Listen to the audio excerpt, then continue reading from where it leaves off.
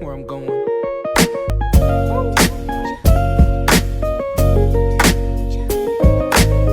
But like I say, man, always said it. It's not about the destination. Hello, en direct du Pays Basque, avec quelqu'un qu'on connaît bien. Salut. Comment tu vas? Super, content de retrouver le Pays Basque pour Donc, la 4e fois. 4e fois ici. Ouais. Quand on sort de l'avion, on a l'impression d'être à Siem Reap, au Cambodge ou en Asie du Sud-Est. Est-ce que ça te pose un problème, toi, particulièrement? Je suis pas un grand fan de la chaleur humide. Dans la chaleur toute seule, ça va, j'arrive à gérer, mais la chaleur humide, c'est un truc qu'on n'a pas forcément trop en France. Cette année, on a plutôt eu chaud, mais pas trop humide. Mais après, ouais, c'est vraiment un point de la course à gérer, quoi. Ça va vraiment à prendre en compte. Donc, Tu penses que ça va faire la différence, éventuellement? l'année dernière, ça avait fait de grosses différences, ouais. On s'était fait un peu piéger, enfin pour la plupart, dont moi. Donc c'est à prendre en compte et je pense que ce sera à mettre dans le package gestion de course. Ouais. Bon, sachant que il y en a qui annoncent la pluie, il y en a qui annoncent 34 degrés, donc on sait pas trop sur quel pied danser. Bon, une chose est sûre, c'est que tu as fait du dénivelé récemment puisque tu étais dans les écrins, donc t'as pas eu le même type de chaleur. Comment tu reviens de cette belle virée dans les écrins qui a duré quoi, 3-4 jours? Ouais, on est resté 5 jours dans les écrins, on a fait le tour en 5 jours, donc ça m'a fait une semaine à 190 km, mais bon, avec beaucoup de marches, en dos course, quoi. Un peu chargé, et derrière, j'ai refait une séance juste derrière le tour des écrins le lendemain, et j'étais super bien. Je m'attendais à être un peu fatigué, puis finalement ça va bien. Et puis là, après, une semaine pré-course comme d'hab, mais plutôt du repos, pas trop de séances, donc on sait jamais trop comment on est finalement sur ces semaines-là.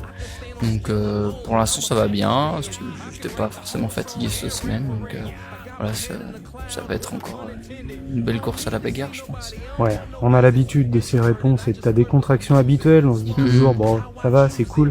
Et puis en fait, comme la dernière fois, ce qu'on avait dit, c'est que t'es capable d'exploser d'un seul coup en affichant des allures d'enfer, et surtout dès qu'il y a de la bosse, ce qui contraste de manière assez humoristique et jolie, je trouve, avec ton côté très détendu, quoi. Ce côté compétiteur qui d'un seul coup, boum, part. Justement, on est sur la dernière manche des Golden Trail nationales avant l'Écosse. Il y a de la bagarre. Les Golden Trail est un circuit qui attire énormément les médias. Entre Zegama, Sierzinal, enfin on a quasiment les 6 plus jolies courses ou les plus intéressantes au niveau compétitivité. Très très jolie deuxième moitié de saison après la Drôme, entre un troisième place à Zegama, un 7e au Pikes, un 6e au Mont Blanc, Sierre 14e, mais les temps étaient tellement hallucinants que tu termines quand même premier français, je crois. Ouais. Bon, grosse bagarre. Comment tu appréhendes la Skyrun aujourd'hui? Ouais, Skyrun, du coup, c'est la finale des Golden Trail France, donc c'est la série nationale par rapport à la série internationale sur laquelle j'étais toute l'année. D'ailleurs, la dernière manche se fait en même temps, demain matin, à Ring of Steel en Écosse. Ici, pour moi, c'est une course de second plan, on va dire, par rapport à celle que j'ai faite toute l'année. Mais c'est une course qui me tient à cœur. Il y a toujours beaucoup de monde, beaucoup de Français. Cette année, il y a les Italiens et les Belges qui sont là en plus. Donc voilà, le niveau est international encore sur cette course. Donc c'est une belle course en France, c'est bien organisé. On est dans un super cadre. Il y a toujours un plateau exceptionnel. Ils font vraiment bien les choses pour les athlètes. Donc c'est toujours un plaisir d'être là. Donc voilà, c'est forcément quand on épingle le dossard, c'est pour jouer à fond, et on jouera encore à fond demain. Donc voilà, en décontraction, j'ai hâte de retrouver aussi le public basque qui commence à me connaître un petit peu et qui joue bien le jeu, donc c'est chouette. Ouais, c'est vrai que t'es quand même un habitué, que ça soit Zegama ici ou sur d'autres courses, de la ferveur basque et de la culture du sport et de l'effort chez eux, et notamment de l'endurance.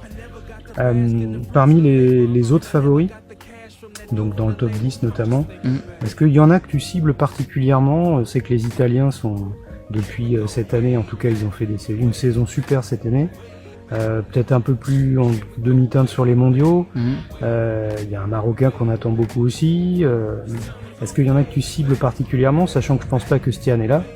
Non, Stian, il est à Ring of Steel en Écosse. Donc il y en a quelques-uns qui sont pas là. Ouais. Bartholoméo non plus. Ils sont tous en Écosse, globalement là, l'équipe internationale est en Écosse, sauf Davidé, qui est ici et qui sera le grand favori demain, hein, parce qu'avec ses 2 victoires sur la Golden Trail Series Monde, voilà ce qu'il a prouvé cette année, qu'il était hyper fort.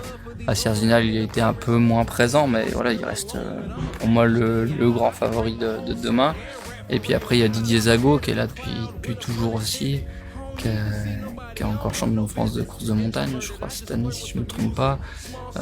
Donc voilà, ce sera, pour moi, c'est les 2 coureurs demain qui joueront devant, j'espère, avec moi. Ouais, sachant qu'à mon avis, au niveau climat, ils peuvent tout à fait s'adapter.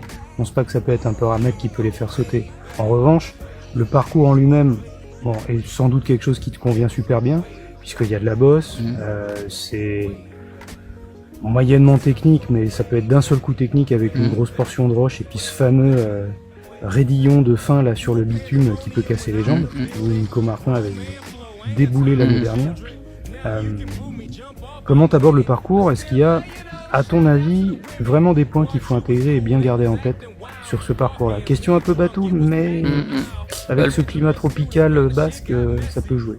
Ouais, le parcours, il est quasiment à 80% dégagé d'ombre. Donc on est exposé au soleil la plupart du temps. Déjà sur toutes les montées, on est exposé au soleil. Ça à bien avoir en tête. Et après, comme tu as dit, c'est moyennement technique, mais il y a des zones quand même assez techniques. C'est très joueur, notamment sur les débuts des descentes. Ouais, c'est une course où c'est un bon mix finalement. On a de la partie bitume sur le début et la fin.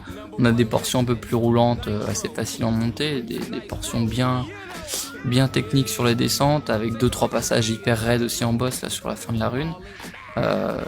Ouais, c'est un parcours que je connais maintenant super bien. C'est la 4e fois que je viens ici. J'ai déjà couru à l'entraînement ici.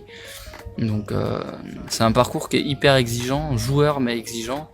Donc voilà, ça demande toujours d'être concentré. C'est pas roulant, ça il faut se le dire, c'est clairement pas roulant. Mais ouais, c'est un parcours qui me convient plutôt bien. Après c'est up and down comme j'aime bien, c'est joueur. Donc, pour finir, faut être en forme, quoi. Ouais, ça va partir fort dans tous les cas. Chaque course, bon, là il y a du plaisir à fond, le parcours, l'opportunité, bref, on y va, tout est bien, le cadre est top. Cela dit, est-ce qu'il n'y a pas une petite idée aussi en tête d'une course derrière ou d'un projet derrière? Pas forcément celui dont tu vas nous parler après, qui aura lieu au Cap-Vert, mais c'est l'occasion de faire une séance, même pas trop ce mot, mais aussi hyper explosive et de se mettre vraiment une bonne dose. Est-ce qu'il y a quelque chose immédiatement derrière pour lequel cette Skyrun pourrait te préparer? Non, pas spécialement. Finalement, après j'aurai la finale au Népal des Golden Trail Series, mais cette finale, je vais la préparer. Je vais pas l'hyper préparer, on va dire. Ça va être ça sera ma dernière course de la saison réellement avant le projet Cap-Vert. C'est une semaine avant mon projet au Cap-Vert, donc j'ai pas non plus envie de finir complètement déchiré là-bas. Donc non, la Skyrun, je la prends comme telle, quoi. Je la prends vraiment pas comme une course de prépa, même si ça pourrait rentrer dans une course de prépa sur quelque chose de plus long derrière. Mais après le Népal, je le prends un peu plus relax finalement, par rapport à la traversée que j'aurai derrière. D'accord. Donc même si je jouerai à fond en Népal, mais ça sera peut-être un poil en dessous de mes capacités habituelles. D'accord. Mais non, là je joue à fond comme j'aime. Après c'est vrai que je l'ai pas non plus spécialement préparé.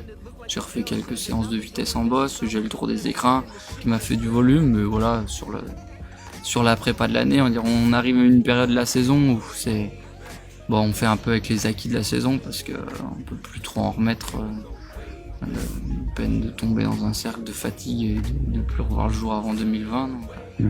Donc, j'essaye d'entretenir finalement tout ce que j'ai fait tout au long de l'année et puis faire durer. Je pense que ça reste dans les formats que j'ai fait cette année, donc c'est aussi bien comme ça.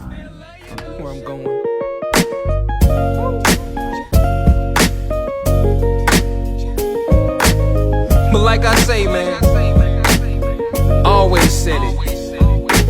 It's not about the destination. It's all about the journey.